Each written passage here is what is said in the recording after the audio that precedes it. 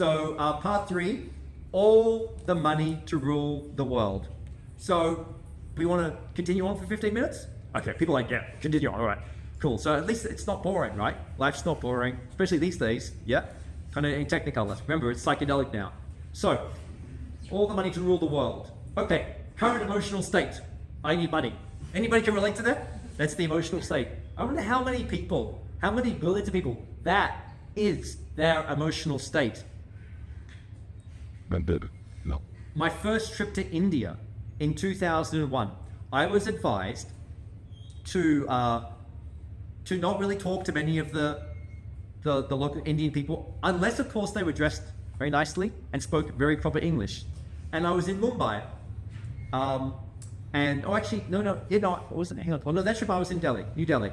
I was in New Delhi, and I was in the very heart, the downtown, and I was already very adept at dismissing all these poor folk. You know, like, yep, I'm not going to talk to you. They just kept on coming up to me because I had like this neon sign, like I was, redhead and white and ATM above my head, all that sort of thing going on.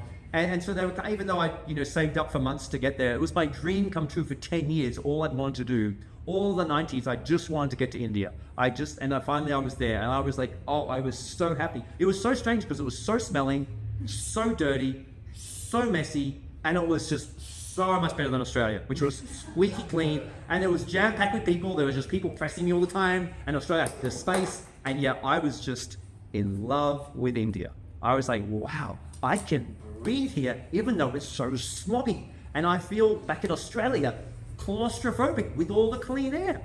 What's that about? I couldn't understand how strange it was. And so then I was walking down the streets, drinking my lassies, etc. And this guy approaches me, I tried to dismiss him, but he speaks very good English. He says, oh, sir, please come, I want to show you some things. And I knew he wanted to sell me stuff. But for some reason, it was lunchtime. And he said, you look hungry, sir. Like, I'll take you and get you lunch. And I said, oh, great. And so he took me somewhere. And I was very skeptical because I didn't know if he's going to take me down some dark alley. But no, he took me to this very nice, big, posh eatery. Actually, it was just jam-packed with Indians. And he said, sir, you must only eat in places like this. You check the restaurants, they're filled with people. If they're filled with people, the food is turning over fast, that means it's fine. I was like, great. And so we sat down, and there was this thali. On the thali, you have so many things. And I looked at the deluxe thali. There was like literally 100 items on the menu, and it was all vegetarian. 100, the deluxe one. It was 80 rupees. And I was like, what? And he said, yes, sir, get that one. And I said, oh, you're going to have that one too? So no, I'll have this one. It's my favorite one. I was like, oh, okay, great. And so he ordered them for me, and then they bring it out, and I have like 15 dishes in my thali. 15 little, and he was like, wow. And he only had 3. But I was like, oh. And I said, do you want to share some? Oh, no, can't share anything, sir. I said, okay, no. And so then we're eating away, he's telling me all about his life, and it's so great. And then I get full after, 10 minutes of eating like a tenth of it. And he's like, and he finishes all of his, because he just had like 2 chapatis and a little bit of curry, and he ate all of his up. And I said, hey, Ashok, I can't finish this. And he said, no, it's fine. I said, but I don't want to go to waste. He said, no, don't worry about it. And so we just got up and left the food. And he didn't eat any of it. And he was very skinny, by the way, super, super skinny guy. And so then we go for a tour, and he takes me to some shops. And sure enough, I'm a bit hesitant, a bit scared, but we go down the alley, and sure enough, it's fine. Take me to a shop. There's all these tapestries and robes and things, and I wanted to buy some, and I was thinking, well, I wanted to get some for when I go back home, a shawl, etc. This looks like good enough. I bet you I'm thinking he's adding something on top, he's got to deal with them, but who cares? Like, each one was like only $20. So I buy them all up, and then we go outside, and he's waiting for me, and sure enough, he's still at the front because he didn't go in, and then he says, sir, shall we go somewhere else now that you've got everything? I said, okay. And so we go to a park, and he just starts taking me around. He takes me to his temple, and as the day goes on, he starts saying, wow, you're so nice. And I'm like, oh, well, thank you. And he said, no, you're actually really genuine with me. And then he starts telling me about his life, and how he's got his 3 kids, and how he's got his wife, and they've got their in-laws, and how they all live in a little room, and how they live 3 hours out of town, and how every 2 months they get kicked out of their apartment. Every 2 months. And how he has to work 3 jobs, and his eyes are so red, and he says, but sir, I just can't sleep, because I have no time to sleep. I have to work my 3 jobs, because that's my rent. And I said, well, what do you earn? He said, well, my rent is 2,000 rupees a month. And I said, how much do you earn? He said, I earn 2,000 rupees a month. I said, okay. And then he said, but my dream, I said, what's your dream? He said, my dream is to have one of those little rickshaws, those pedal-powered rickshaws. I said, wow. And I said, how much are they? He said, sir, they're like 10,000 rupees. I said, well, how long have you ordered one? He said, for 10 years. I said, how's the saving going? He said, also, it's very hard to save. I cannot save very much. And I said, I'm like, I wonder why. Like, and so, and he explained, I'm thinking through, I'm like, okay, so hang on, what's 10,000 rupees? Oh, it's like 200 Aussie dollars. I make $200 an hour. I'm like, okay, hang on. So this guy, like, I make something in an hour, and his dream for a decade is to have my hourly wage.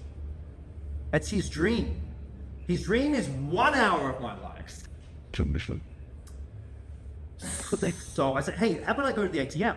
And he said, no problem. I said, I've got some more things I want to buy. And so I go to the ATM, I take it out. And then we go and sit down somewhere, a little park, and, the women are coming up with their little babies, and, because their baby's there and they're starving, and they're like, I'm brushing them off because there's too many people coming, and I'm sitting there, and I said, look, I shop with I reach in my pocket, and I pull out this crazy big wad of, just hand it to him and say it. And he's like, wow, imagine getting a crazy big wad of fish. And everybody's just like, go, wow, this is the real thing. I want some of that. So that's what it does to people. It like does something to their brain when they see this psychedelic substance that they're so desperate to get. And so he says, I have no tears. I have no tears because I'm so dry inside. I have nothing in me, and you must be an angel sent from heaven. I said, you are not to do anything else with this, not for your family, just to buy you this rickshaw. And so we have our day together. I leave him, and for the months and years to come, you would call me, just thanking me profusely. Anytime I come to Mumbai or Delhi or whatever, he'll be there to pick me up. But then I'm asking how it's going. He said, oh, well, sir, my back is so sore now. I've got this broken, my back is being broken because of this pedaling so much. And we're laughing like, wow. So his dream became his new nightmare. It's really something. It's really something to contemplate, all of these things. So all this travel and going and looking, because I go back to Australia into the fancy life where everything was squeaky clean and delightful, and yet it was anemic. It was so sterile. And I go to India every year like I was thirsty. I was desperate for India. I wanted some reality. A reality check, please. Reality check. So that's what I'm trying to do today. Reality check. So that emotion of, I just want money. Well, what about Warren Buffett? He knows a lot about money. If you can't control your emotions, you can't control your money. Well, okay, but what about that guy back in India? Was he controlling his emotions?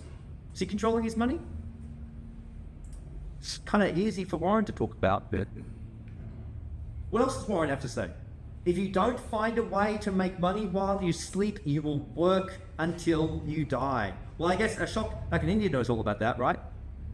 It's highly unlikely that he's still alive 20 years down the track. If you don't find a way, this is a billionaire, one of the top 5 dudes in the world, telling you, if you don't find a way to make money while you sleep, you'll work until you die. Hang on, that's working. I guess that's hard work. Hard work. Wow, this is really something. What about Ford? What does Ford have to say? It is well enough that people of the nation do not understand our banking and monetary system. For if they did, I believe there would be a revolution before tomorrow morning. Henry Ford said that. And I wonder why, because look at this. It's the more amazing stats of purchasing power of the US dollar, which is the world reserve currency. The US dollar is the world reserve currency. And the purchasing power of $1, look at that's the power of $1 back in 1913 when the Federal Reserve was set up. And hang on, then in 1933, FDR's, that's the president back then, FDR's executive order makes it illegal to hold gold coins and bullion or certificates. Illegal. They came to your home and they took away any of your gold. The government that's you voted in, that's meant to enable you, took away everybody's gold in the US. It was illegal. Gold was illegal. And then in 1944, just before the Second World War ends, the Bretton Woods Agreement, when all the key heads of state and the banking groups come and meet up, and they decide that the world's currency would be the US dollar. At the time, yes, backed by gold. And then, so everybody now starts buying US dollars because all the governments of the world have got supreme confidence in the US dollar because it is backed up by gold, and they know that the US has got all this gold, and yet Nixon in 71 closes the gold window at the end. It's the end of that Bretton Woods and the beginning of the modern day fiat monetary system. And within a couple of years after that, the petrodollar starts. And so from a dollar value power back 110 years ago, down to 5 cents, less than 5 cents in purchasing power. That's what happens with a fiat currency when they want to print it into infinity with their QE quantitative easing. It's a way of robbing people's money, is what it actually is. So, maybe the dollar needs a bit of help. So, but what else? What does Nixon have to say? Because he publicly, we say one thing and actually we do another. The important thing is that we maintain plausible deniability. That's the important thing. Thanks so much, Nixon. What else? So what was the next little step that he did? So the rise of the US economy after the World War II, it became the world's powerhouse. Gold for dollars. So instead of gold, people were happy to have dollars because it's backing the dollars. And then basically things started to be the gold's around. So that's why they moved over into oil. So in August 15, 1971, the president, that's actually just like, that's 1 week before I arrived. So interesting that the world of the monetary system changed 1 week before I got here. President Nixon changed the game completely. They announced the end of the US convertibility of gold, making the US dollar and other global currencies almost floating currencies. Floating. That means that value could go up or maybe down. The rest of the world currency depended upon the US dollar, and that started to decrease after that. But then the US wanted to increase the demand for the US dollar, so that's what they had to rig the system. They had to do something different for the US dollar to have some other means, and so they introduced oil for dollars. And what this actually did is the benefits of the petrodollar system that they implemented was global demand for dollar. Artificial demand for dollars was created by providing incentives to countries that conduct oil trade to dollars. Demand for dollars increased, permission slipped to print dollars. More dollars start getting printed. Global demand for US debt securities recycled petrodollar by encouraging investment of profits made from the oil sales in US debt securities. What? Money comes back. Dream come true for countries like the US that has huge expenses. Distorts the true demand for debt securities.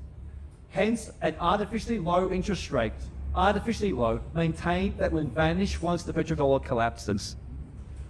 Buy oil in domestic currency. The US's consumption of oil is greater than its domestic supply. Hence, the US buys oil from other countries using dollars that it can print at will.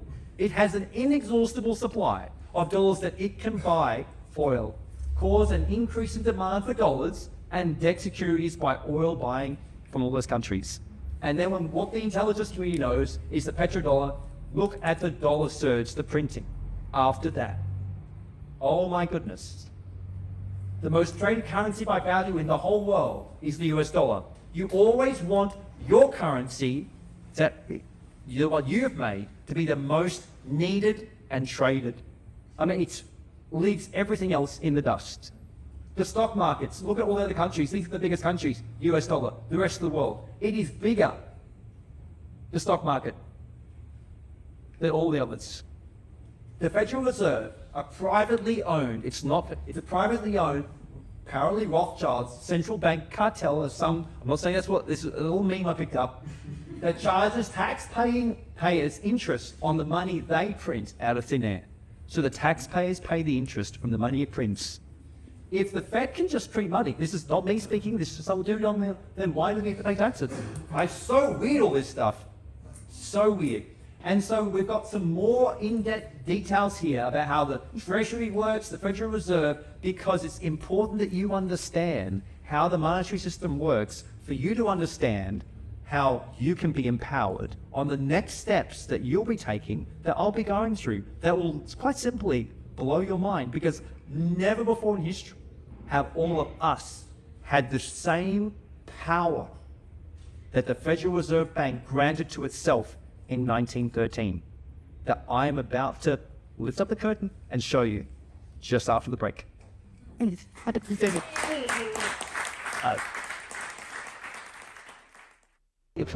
we go.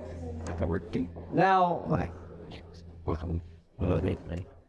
this is some of the most dense material,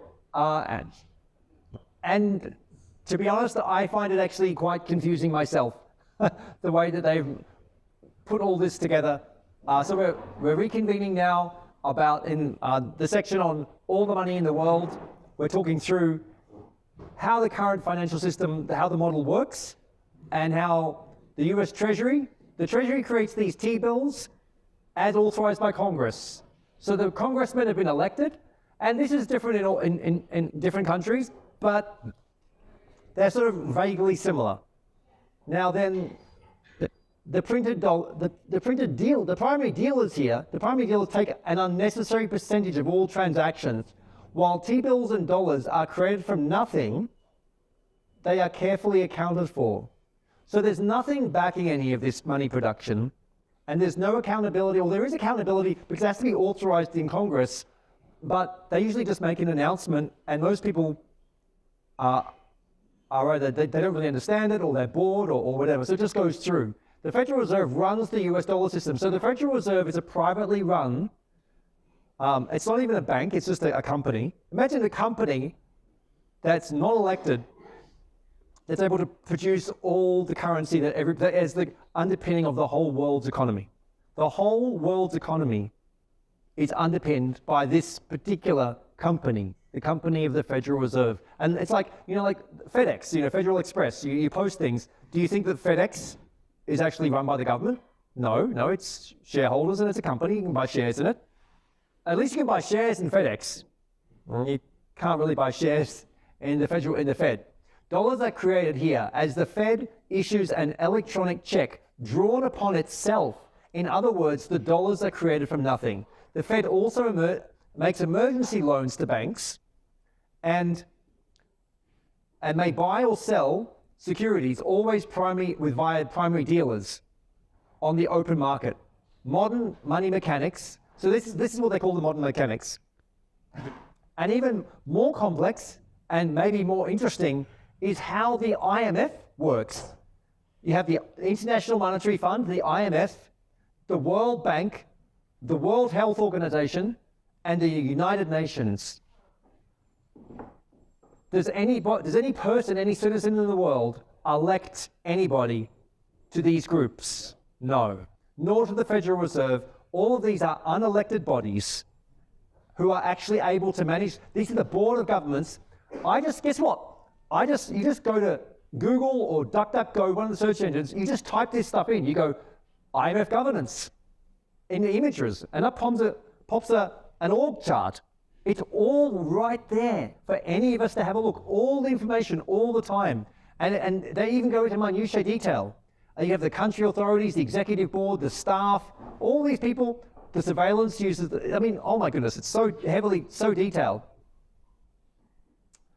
Now, here we go with Snowden. Do we want to live in a society where we are totally naked? Remember how they were saying there'll be no privacy by 2030? Where we are totally naked in front of the government and they are totally opaque to us. This is the kind of structure that we are living in. So how about this? We have Bill Gates. This is only when he was worth only 61 billion. And it's quite an impressive result, I guess. In the way that the world does their accounting, but then over here, Evelyn Rothschild, who runs the Rothschild Banking Group, with the exception of only 3 countries now, every unit of currency in the entire world is an IOU to the Rothschild family, according to some. This has not been vindicated. It is not like official, like you can't walk up to like a prime minister or a president of a country and say, is this true? Remember the plausible deniability that we heard from Nixon? So fascinating, hey, you just start connecting the dots, piecing all the pieces together. So before 9/11, there were reportedly, again, it's not been accurate, 7 countries without Rothschild-owned central banks. And that was Afghanistan, Iraq, Sudan, Libya, Cuba, North Korea, and Iran. What? They kind of show up quite a lot in the news, don't they, those 7? They're the baddies, right? Those are all the baddies. Anyway, now there's only 3 of them left. So the banks got there. How about this? This is like, who's the richest man in the world? It's always a man, right? Who's the richest man in the world? But look at this, so fascinating. In all the lists that you see, you never see Putin mentioned anywhere. I love this one. And there's no, I mean, as if you're going to get any accounting on Putin. But there are some guesstimates that some people, I am not one of them, some people are saying that his fortune is anywhere from $40 to $200 billion. Wow, so interesting. I mean, he puts the rest of them like as though they've got no result. And you got little Trump down here. He's not even a match for Zuckerberg. I mean, no wonder big tech is. I mean, here are some others. Here's the top 10. You can see over here. And they always interchanging. Like sometimes it's Bezos, sometimes it's Gates, sometimes it's Musk. It's always switching around. So these are what we call whales. These extremely rich guys. These are the whales. But what we're leading to is actually the crypto billionaires, of which this is CZ, and this is the secret billionaire club. And so in crypto land, we use this terminology of the whales. In fact, they go all completely aquatic. Most of you, if you're just starting off in crypto, you'd be considered something like plankton. You know, basically like plankton, or shrimp. You're just these little shrimps. You want to get to being a squid as fast as you can. And once you're up from a squid, you really want to get eventually to being a dolphin, but you want to be careful of the sharks and the whales just like eating up the plankton. And here we have a whole bunch of all of these, the prophets of boom, the crypto richest. All of these people, Chris Larsen, he's the founder, the co-founder and the CEO of Ripple. I can't even pronounce, but this is CZ, the CEO and supposed founder of Binance, the Chinese largest crypto exchange in the whole world, run by a guy. Do you think? You don't think that maybe the CCP, the Chinese Communist Party, has got anything to do with it? Anyway, his lifestyle is very interesting. He just, talk about a digital nomad, he only lives in hotel rooms, and he only lives in hotel rooms for days. And Binance he's been in charge of Binance for 4 years, since 2017. And he's always in different countries, always non-stop on the move. He literally has the keys to the biggest crypto exchange in the whole world. Do you think he might be concerned about anybody knowing his whereabouts? I mean, imagine that kind of pressure. You've literally got access to, I guess, I don't know, $600 billion or something. And so he's always on the move. That's that guy there. The Winklevoss twins, so they got their buyout from Facebook when they sued Zucks back in, I think, 2008 was when they got wrapped up. Well, somehow they were so fortunate, amazingly so, to meet a guy you're going to see in one of the quotes soon. He basically informed them about Bitcoin, and they took a portion of their wealth, and I think they bought about 1% of all Bitcoin when it was about $5 or $6. They didn't give the exact amount, but it was in 2011. At the same time when I was looking at it, that was when I first started. I wish I was following literally, obviously, along with them, because can you imagine? I think they tipped maybe like $20 million. Just the thought of how somebody would even go about buying that much Bitcoin. It's very weird. There weren't exchanges operating very well back then at all. There was local Bitcoin. And people were literally doing their accounting in Excel on who owned the Bitcoin, because they were just trying to keep a tab of wallets, and you'd meet up in the forums or you'd meet up in a park and you do these swaps. So how do you do a swap for like 1 million or like 500,000 Bitcoin? Like in 2011, it's so fascinating how they were, and they haven't disclosed how they were able to pull that off. Who else has got interesting other characters here? Brock Pierce. Brock Pierce, he was a child Hollywood movie star who moved into making his money out of World of Warcraft with these Chinese sweatshops back in the early century. I actually highly recommend that you look into each of these individuals I'm talking about. Because guess what? None of these projects, platforms, currencies just were invented out of nothing. They came from individuals. Who are these individuals? Who are they connected to? What have they been up to? Every policy, every event that happens in the world is from people. And when you start connecting the dots, but what is most fascinating with crypto is it's new currencies that anybody can make. And now, A huge portion of the banking infrastructure, even though it has not publicly come out and spoken on record, is deeply integrated with XRP, with Ripple, which was set up by this man, Chris Larsen. And so when you follow the connections between each of these people, like Michael Novogratz, how he runs a huge crypto hedge fund, Brad Garlinghouse, he's the CEO. So Chris Larsen hired him and turned him into a billionaire. Imagine getting that for a job. You get hired to become a billionaire and be the CEO for a company, and then you get access to all of that XRP. Charles here, he runs ADA, Cardano. Dan Larimer, basically he's set up so many massive billion-dollar projects on blockchain. This man here, Dan Larimer, they work together, Brandon Bottom. They basically connected up with their buddy Block Pierce, and they built Block One and EOS.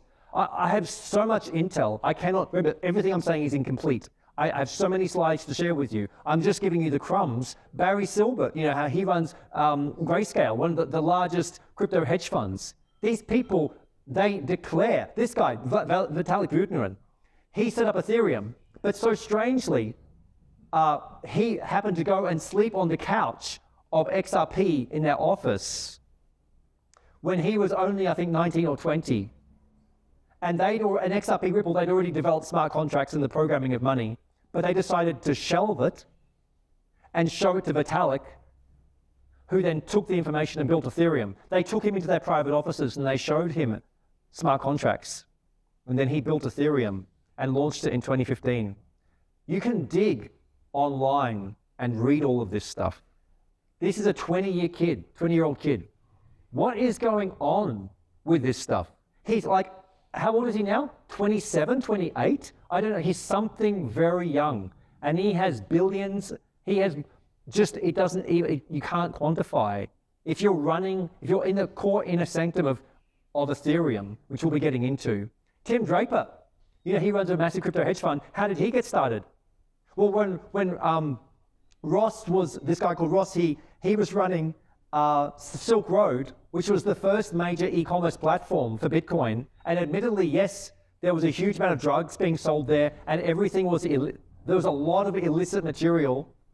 He's now serving 2 life sentences for running an e-commerce Bitcoin store. Wow.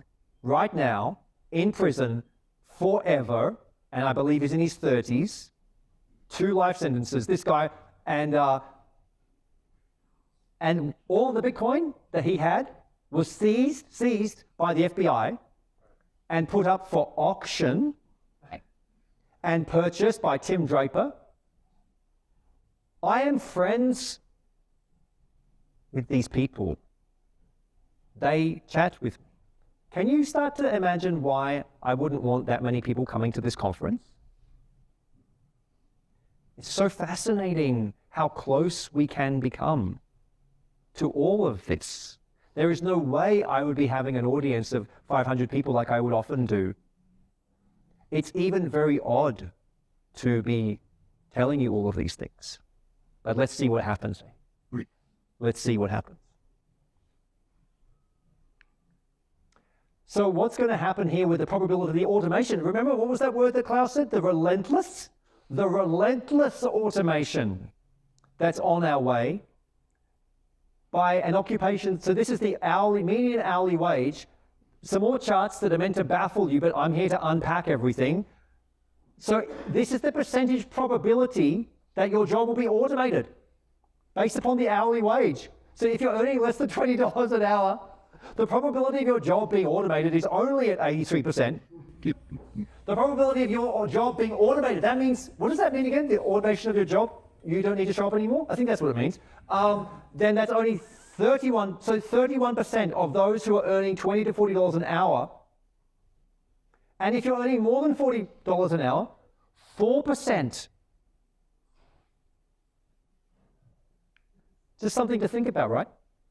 What about this? Jobs at risk from automation. The relentless automation that's coming our way.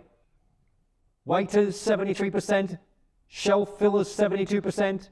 Elementary sales occupations, 71%. Bar staff, 71%. Kitchen and catering staff, 69%. Dental practitioners. Oh, how healthcare communication. Oh, but this is a good one. How AI could change the job market. This one. Estimate net job creation in sector. So you only lose out people, only 25% of manufacturing staff lose their jobs. Only 22% of transportation staff lose their jobs. Financial, public administration, defense. Hang on, why are we losing people in defense? Let's not think too much about that one. Don't think too much about why we might be losing people in defense. Construction, wholesale, but at least we're making jobs over here. A lot of people are going to be, more people employed in health, more people in the scientific and technical areas, more people in communications, hospitality, and education. Like, who here finds this stuff interesting only when someone like me talks it through? But otherwise, you're not scanning through Google or DuckDuckGo or researching. I mean, I'm not pointing to anybody. It's just that hardly anybody is looking at this to connect the dots about what the relentless nature might be headed our way. How about this one? Scenarios for automation adoption under the midpoint. Hang on, the midpoint scenario of percentage of work hours with potential to be automated, global, worldwide. Workers displaced under the midpoint automation scenario. So that's a 15-year period. So that's what, 2026, 2027? So you got 5 years before we hit the midpoint of 400 million people. Thankfully, that's only 5% of the world population. Okay? But by the way, I don't know what percentage of the world's population is employed, like we're talking about here. Because I would estimate that if there's about, 7.5 billion people, you include the old people, the kids, let's just say like half of that would be like maybe 3 billion people are employed. Maybe I'm just making stuff up here. I don't even have the time to do these sort of stats. So if that was 3 billion, that means that, maybe 10 to 15% of the world's population, their jobs are taken out through automation, the relentless automation. That's going to be very good for us when we own nothing. So the future of money is digital currency, Bill Gates. But remember, keep in mind everything that Bruxelles said to you this morning as the context.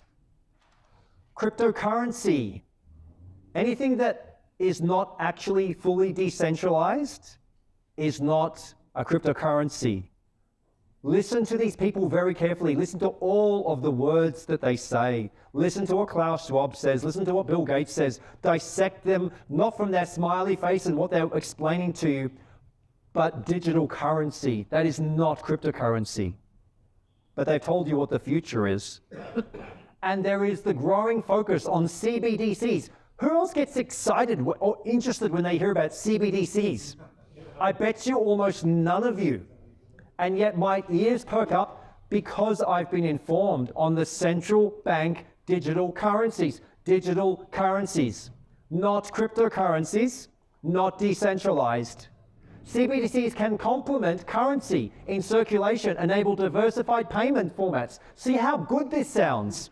They're handling diversified payment formats and allow for the exchange of tokens in central bank money. See, you read that and you half go to sleep. And inside you say, well, that sounds kind of good, I guess. And then you see over here on the chart, which countries are in the adoption path, paving the path to production. Hang on. Please pay careful note to the words used. Paving the path to production. That means more efficiency, more automation. That's what that means.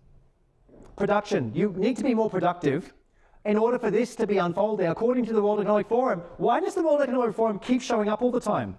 Why do countries, governments all over the world keep referencing everything that is in Klaus Schwab's book? Who elected Klaus Schwab? Who elected the World Economic Forum? Please contemplate these things. According to the World Economic Forum, about 40 central banks worldwide are experimenting with blockchain technology. They are experimenting. You know when you have a lab rat and you experiment with a lab rat? Is it good for the lab rat? Is the experiment helpful for the lab rat? No. So you experiment on blockchain. You see, you think, wow, that sounds kind of cool. Maybe they want to take all the good stuff that I like about blockchain and implement it in the central banks to make the central bank digital currency. Do you think that's what they're going to do? We just want to think about this stuff, because here are all the banks. I find all this just by searching in DuckDuckGo. Just, You just pull up which central banks are implementing this, and the one that has, there's only one that's implemented. The red one over there, the big red one. Now, who loves The Economist? The Economist. This is a very important publication. I think the Rothschilds Banking Corporation owns 20 to 30%. Does that give them any editorial control? Probably not, right? Because it's not 100%. Do they get a say in what gets published? I wonder. But, you know, and there's 12 a month, or 12 a year. It's fascinating to even just look at the covers. You know, nobody has time to read anymore. When was the last time you read an article or a book, let's say, let alone a full magazine, one of these reports, like this whole publication? You could just look at the cover. What was the cover that came out in January 9th, 1988? Get ready for a world currency. Okay, back then I bet you all of us, if any of us were around, were like, wow, that sounds freaking cool. All this hassle with exchange rates, and didn't it sound cool that you just be able to go anywhere, that we could just have an easy transfer of funds between accounts, no exchange rates? But why is it a phoenix on burning dollars with this 10 and it says 2018 on it? Why doesn't it say 2018 with a 10 on a phoenix that's burning on dollars? I don't know if there's any symbolism that they use in these things or not. I don't know. I actually don't know what the symbolism even is. But I've seen stuff and I often think that maybe it could look symbolic. And then there's another one. And this one came out just this year, May 2021. Gov coins. Gov coins? Is that like stable coins? Is that like digital currency? Is that like what the central bank digital currency? The digital currencies that will transform finance. Remember the relentless automation and the transformation? You know how we all love transformation? They love using these words. And they want to bring, everybody must come for the transformation. Everybody must come for the transformation. It's so curious how the time span between these two covers was 33 years, 3 months, 3 weeks, and 3 days. I don't think there's anything about that. So, and then one of the key elements with the digital currencies is, of course, digital identity recognition. You know how great they've got it? I mean, have you ever had your face scanned, your iris scanned, your fingerprint? Hang on, how do you access your phone again? How do you get through airports? What's happening nonstop all the time to most of the humans? Digital identity. The first one over here is the entities. The entities with the digital identity, the devices, the people, and the things, the Internet of Things, the smart cities that Klaus was talking about, the telecommunications, the e-government, the social platforms, the e-commerce, the humanitarian response, the travel and mobility, the food and sustainability, the financial services, the healthcare. Did they miss anything out? Maybe just sex, right? I think it includes pretty much everything else that we need. Is that right? Under the digital identity? They should really include sex there. But hang on, maybe that's under the humanitarian response or, I don't know, one of these. So then you'll be fully identified with your digital identity. But that sounds kind of cool because it'll be like, you know, when you do the exchange, no more exchange rates needed for that because there's only one currency. And now your ID, you can just go anywhere because they're scanning you, checking you, confirming that you're okay to pass through. Because that's what will happen. You'll be okay to pass through unless you're not. Unless something gets in the way of that. Like, but thankfully, this is only sci-fi. That sci-fi episode from Black Mirror, Nosedive, where they had the social credit. This came out, I think, in 2014, this episode. If you haven't seen it, it'll make you maybe laugh quite a lot. I don't know. But then you go, okay, well, but I thought that was just a sci-fi episode. Why is China implementing a social credit score system, the game of life, where each citizen is assigned 1,000 behavior points, monitored to judge their behavior and rated accordingly, with hundreds and hundreds and hundreds of millions of cameras that can scan a face from, I think, like thousands of miles away, 5,000 miles away or something, can scan 10,000 people's faces in a nanosecond to track back on the social credit score that's linked to the WeChat in their hand to the bank that manages their money, so that when you're bad and you jaywalk across the road, and by the time your foot hits the other side, you've already been fined from the social credit and they've deducted the $50 from your bank account by the time your foot falls on the sidewalk. According to my friends, The people I know who are living in China, and they tell me about when that happened to them. Fascinating. And so weird when there was this company in Australia that is wanting to be up for the contract for implementing the social credit scoring system in Australia. And when they wanted to hire me for $500,000 to be the contractor to do the implementation build on it,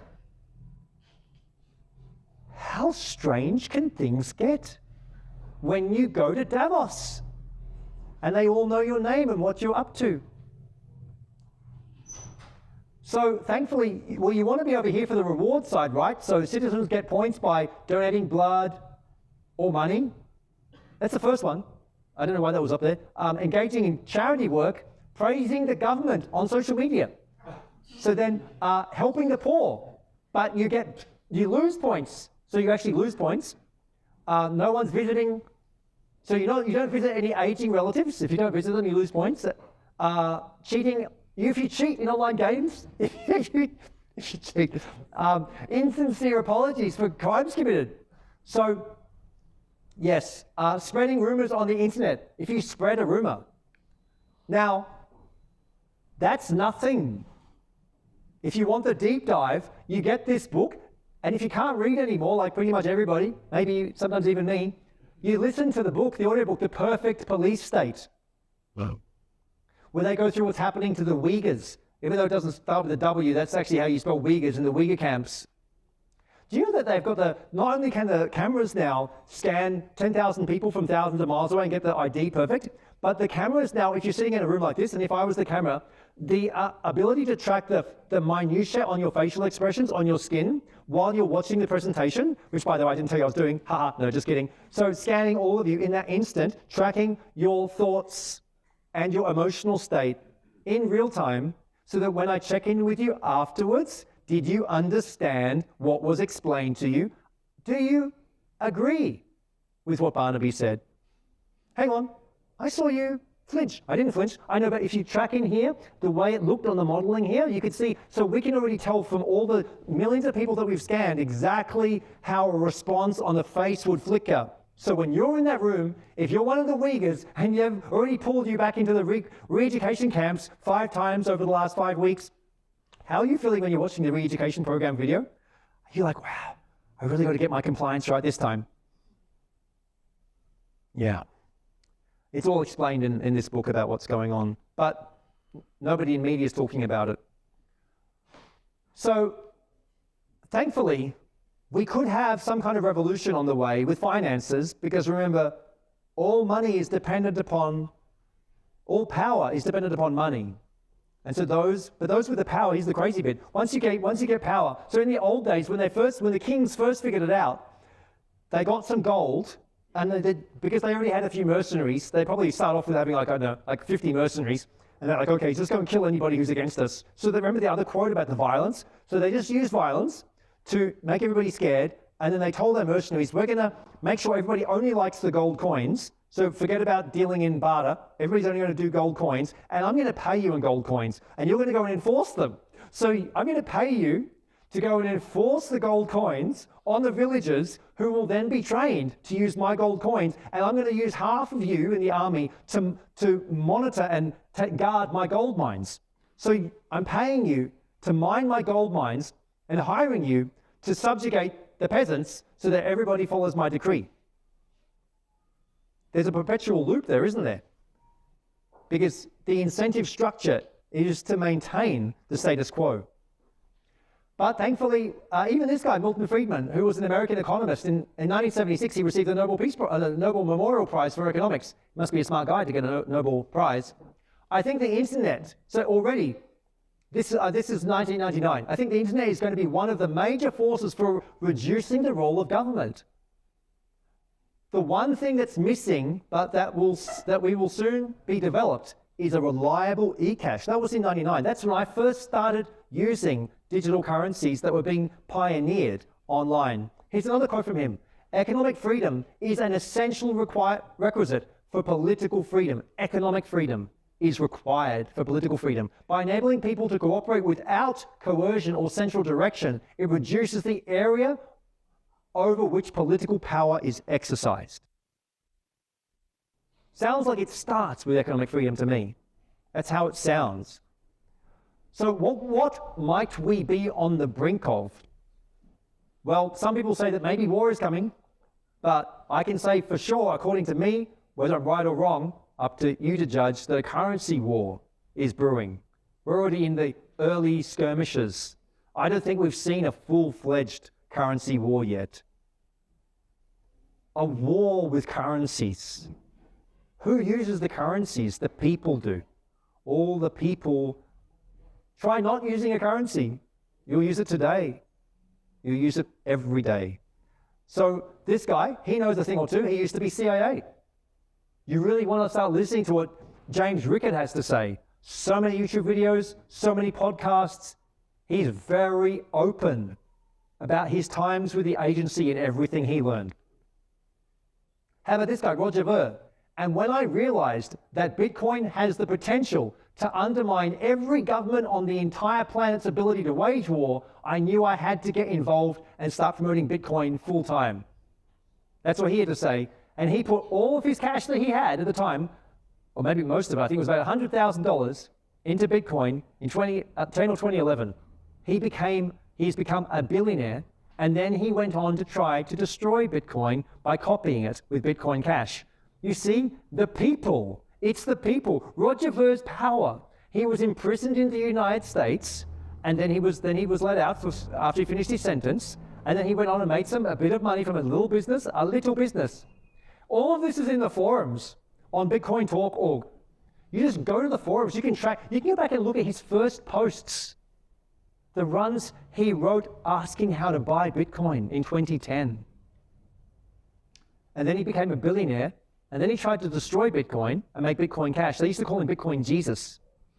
Then he fled to Japan, and that's where he hides.